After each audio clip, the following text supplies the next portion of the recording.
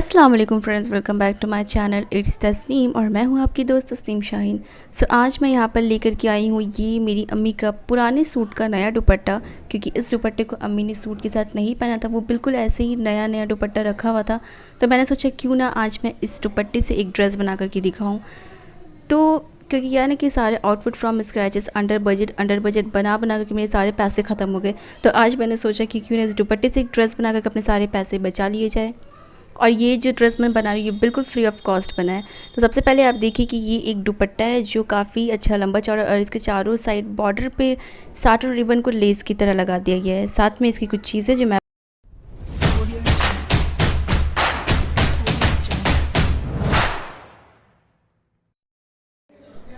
तो सबसे पहले मैंने इसके चारों साइड से जो ये साटन रिबन को लेस के तौर पर लगा के दिया था ना, मैंने इसको निकाल के अलग कर दिया क्योंकि इसका यूज़ कहीं नहीं होने वाला है। अब देखिए ये जो दुपट्टा था तो इसकी विड्थ अच्छी खासी 42 इंच की विड्थ थी, और जो इसकी लंबाई लेंथ है वो 2 मीटर था। तो इसमें तो मेरा अच्छा खासा कुर्ती बन जाएगा आराम से। तो यहाँ पर देखिए इसमें इतना, ये जो है लाइट ग्रे कलर पे, ठीक, और इस पर डार्क ग्रे कलर से बहुत ही सुंदर सा फ्लावर और कुछ पता नहीं क्या पत्ती झाड़ वाड़ बने हुए हैं, जो मुझे बहुत अच्छा लग रहा था देखने में। और ये दुपट्टा बिल्कुल न्यू था। इस दुपट्टे को ना अम्मी ने यूज़ ही नहीं किया, तो मैंने इसीलिए इस दुपट्टे का अपना कुर्ती बनाने का सोचा है। तो ये दुपट्टा जो है ये थोड़ा सा चंदेरी टाइप फैब्रिक है। अब इसके अंदर कॉटन का इनर तो लगाना ज़रूरी था। अब मेरे पास जो है ये थोड़ा ग्रीन के शेड में ऑलरेडी कॉटन फैब्रिक रखा हुआ था, ये मुझे ख़रीदने की ज़रूरत नहीं पड़ी है। तो ये कलर को मैंने इसके अंदर जब लगा के देखा तो ये बिल्कुल पता नहीं चल रहा था, क्योंकि ये फैब्रिक जो था ना ट्रांसपेरेंट नहीं था कि इसके अंदर आपको ग्रे कलर का ही इनर चाहिए। तो मेरे पास जो रखा हुआ था इनर ये थोड़ा सा ग्रीन के शेड पे था, मैंने इसी को यूज़ कर लिया क्योंकि मैं इस कपड़े पर कोई पैसे खर्च नहीं करना चाहती थी। तो यहाँ पर मैंने अपनी इनर वाले फैब्रिक को आयरन करके रख लिया, दुपट्टा को आयरन कर लिया, और फिर मैंने इनर फैब्रिक पर अपनी मेज़रमेंट्स की मार्किंग कर ली और इसकी कटिंग कर ली। अच्छा, दुपट्टा जो था इस पर जो फ्लावर्स के प्रिंट थे वो एक ही तरह से, मतलब एक ऊपर नीचे से ऊपर की तरफ जा रही है, जितनी भी फ्लावर्स है वो सब। तो मैंने क्या किया, सबसे पहले इसको 2 पीसेस पे अलग कर लिया। मैंने इसको टोटल इसकी जो लेंथ थी उसको मेज़र किया, ये कुछ 82 के करीब था। तो मैंने इसको 41 इंचेस पर मार्क करके बीच से 2 पीस करके इसको अलग कर दिया 2 पीसेस में। क्योंकि अगर एक साथ क्या होता है ना, थोड़ा मुश्किल हो जाता है कभी कभी प्रिंट्स की वजह से कि अरे फ्लावर्स ऊपर कैसे जाएंगे, किसी में फ्लावर्स नीचे आ गए, स्लीव्स में उल्टे हो जाते हैं फ्लावर्स। तो फ्लावर जिसमें रहता है ना उसमें थोड़ा ध्यान देना पड़ता है कि कटिंग जो है वो सही से हो। तो यहाँ पर मैंने 2 पीसेस पे इसको अलग कर लिया, और उसके बाद मैंने इनर फैब्रिक की तो कटिंग करके रखी हुई थी। उसके बाद मैंने इसके ऊपर इनर फैब्रिक को रखा, और इनर जो मैंने कट कर लिया था उसको रखा, और फिर फटाफट से कुर्ती। तो 2 पीसेस को अलग करने के बाद देखिए मैंने यहाँ पर अच्छे से फैब्रिक को सेट करके रख लिया है, और इसके जो फ्लावर्स की डायरेक्शन है वो ऊपर की तरफ जा रही है। तो ऊपर की तरफ जो मुझे शोल्डर और नेक कटिंग करना है, ठीक है। देखिए फ्लावर्स जो है वो ऊपर की तरफ जा रहे हैं। तो यहाँ पर मुझे मैंने अपना इनर वाला फैब्रिक कट करके रखा था, उसका शोल्डर और नेक वाला पार्ट मैंने ऊपर की साइड तरफ रखा, अच्छे से उसको उसके ऊपर बैठा दिया, और फिर मैंने अपनी जो मेन फैब्रिक थी, मतलब जो दुपट्टा वाला फैब्रिक था उसकी कटिंग करी। तो यहाँ पर मेरी कुर्ती की कटिंग हो चुकी है। साथ में मैंने अपनी स्लीव्स की भी कटिंग कर ली। ये जो साइड से कपड़ा बचा था उसको मैंने अपनी स्लीव्स की कटिंग कर ली उससे, और स्लीव्स की लेंथ यहाँ पर 19 इंचेस बनी है। इसको मैं थोड़ा नॉर्मल लूज़ ही रखूँगी 6 इंचेस का। और ये देखिए स्लीव्स में जो फैब्रिक है वो जॉइन आएगा, जिसको मैंने यहाँ पर पिन लगा के रखा है। तो स्लीव की कटिंग हो गई, कुर्ती की कटिंग हो गई, और ये जो थोड़े से कुछ कपड़े बचे हुए हैं ये इनका काम आएगा नेक को बनाने में।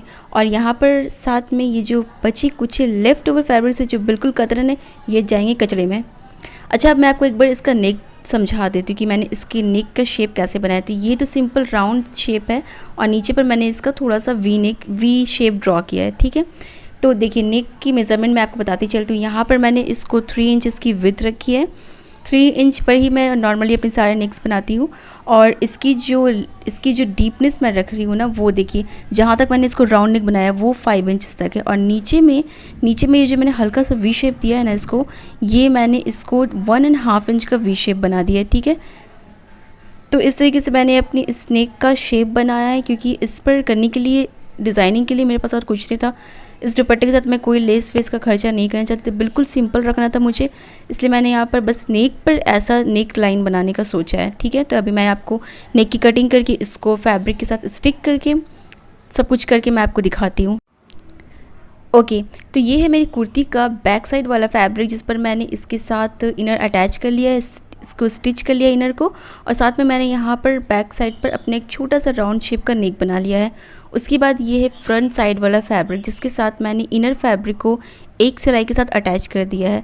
और नेक मैंने आपको पहले ही नेक की जो कटिंग है वो आपको मैंने नेक की कटिंग करके दिखा दी थी। इसके बाद मैंने इसको पेस्टिंग पेपर पर बनाया था, तो यहाँ पर मैंने फैब्रिक के साथ इसको स्टिक कर दिया है, और साइड से जो फैब्रिक था एक्स्ट्रा फैब्रिक उसको भी मैंने इसके अंदर आयरन से फोल्ड कर दिया है। इसके बाद मैंने यहाँ पर नेक वगैरह जैसे बनता है प्रोसेस को मैंने वैसे ही करके यहाँ पर अपनी नेक जो है वो कंप्लीट कर ली है, और फ्रंट बैक दोनों का नेक बन चुका है। ठीक है, अब इस पर कोई तामझाम मुझे नहीं करना, सिर्फ हल्का सा कुछ डिज़ाइन, क्योंकि अब मैं वीडियो बनाई तो थोड़ा सा कुछ तो इस पर करना ही पड़ेगा ना, इसलिए मैं यहाँ पर लेकर के आई हूँ एंकर थ्रेड जो ब्लैक कलर में। वैसे तो इसके साथ ब्राउन और रेड कलर भी बहुत जचता, लेकिन मुझे यहाँ पर ब्लैक कलर मैंने चूज़ किया क्योंकि ये मेरे पास घर पर पहले से रखा हुआ था। और यहाँ पर मैं जो भी चीज़ें यूज़ कर रही हूँ इस कुर्ती को बनाने के लिए वो सारी चीज़ें मेरे पास पहले से मौजूद थी। मैंने इसको बनाने में 1 रुपया भी खर्च नहीं किया इस बार। तो यहाँ पर मैंने ब्लैक एंकर थ्रेड को ऑलरेडी बॉबिन में भर लिया है, और उसके बाद मैंने इसको लगा दिया मशीन पर, और ऊपर भी मैंने ब्लैक कलर का थ्रेड लगा दिया है। और यहाँ से मैंने जो सारी सेटिंग होती है मशीन, तो जब मशीन में आप कोई दूसरा धागा यूज़ करते हैं तो उसकी जो सेटिंग है वो थोड़ी चेंज करनी पड़ती है। तो यहाँ पर मैंने वो सारा कुछ कर दिया है। इसके बाद मैंने अपनी जो कुर्ती थी उसको पलट दिया, उल्टा करके रखा है। और देखिए जो इसकी नेक लाइन की शेप है, मैं उसी शेप पर बस पहले तो मैंने वहाँ पर ही निशान लगा दिया जहाँ से इसकी नेक की डिज़ाइनिंग थी, और फिर उसी पर मैं हाफ इंच की मार्किंग पर, हाफ इंच की दूरी पर एक और लाइन ड्रॉ करने लगी। तो इस तरीके से मैंने 3 लाइन ड्रॉ की, मार्किंग कर ली है। और इसके बाद अब क्या करना है कि बस इसी पर सिंपल सिलाई लगानी है, क्योंकि जो बॉबिन पर मैंने धागा भरा था वो नीचे की तरफ है, इसलिए मैं इसको कुर्ती को इस तरीके से उल्टा रख कर सी रही हूँ ताकि जो बॉबिन वाला धागा है वो नीचे की तरफ आए, और ऊपर जो मैंने नॉर्मल थ्रेड लगाया है वो ऊपर की तरफ आए।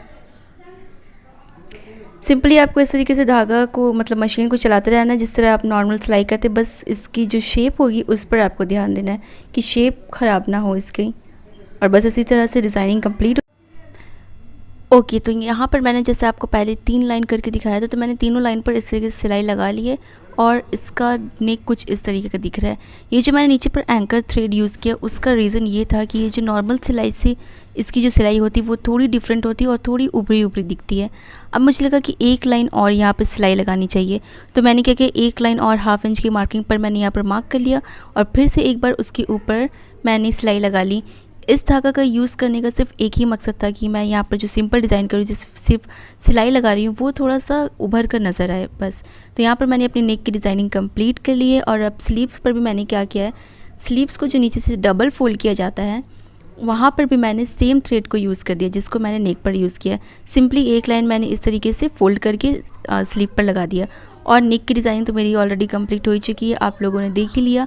इसके बाद मैंने अपनी कुर्ती की सारी फिटिंग की सिलाई लगा ली, स्लीव्स वगैरह सब कुछ अटैच कर लिया, और अब मैं आपको दिखाती हूँ इसका फाइनल लुक। तो बिना 1 रुपये खर्च किए मैंने अपनी ये एक अच्छी खासी डेली वेयर की कुर्ती को कंप्लीट कर लिया, जिसकी स्लीव्स पर 1 लाइन का ये थ्रेड है और नेक पर। अच्छा, इसको पेयर किया है मैंने सेम ब्लैक शलवार और ब्लैक दुपट्टे के साथ, जिसको मैंने अपने लास्ट वाले वीडियो पर दिखाया था। तो यहाँ पर मेरी एक अच्छी खासी ड्रेस बनके कंप्लीट हो चुकी है, जिस पर मैंने 1 रुपया भी खर्च नहीं किया, और इसका अच्छा खासा जो है लुक आ गया है। इसको डेली वेयर पहन सकती, इसकी लेंथ भी अच्छी खासी आई है, और इसकी स्लीव्स भी बहुत अच्छी लगी है। तो इसी के साथ मेरा आज का ये वीडियो यहाँ पर एंड होता है, और साथ ही यहाँ पर एंड हो रहा है मेरा ये वाला सीरीज़ जिस पर मैंने outfit from scratch for daily wear के 5 ड्रेसेस बना करके आपको दिखाए। आई होप आपको ये सारे ड्रेसेस पसंद आए होगी, तो प्लीज़ इसे लाइक करना ना भूलें, और अगर आपने मेरे चैनल को सब्सक्राइब नहीं किया तो प्लीज़ जल्दी से सब्सक्राइब कर दें।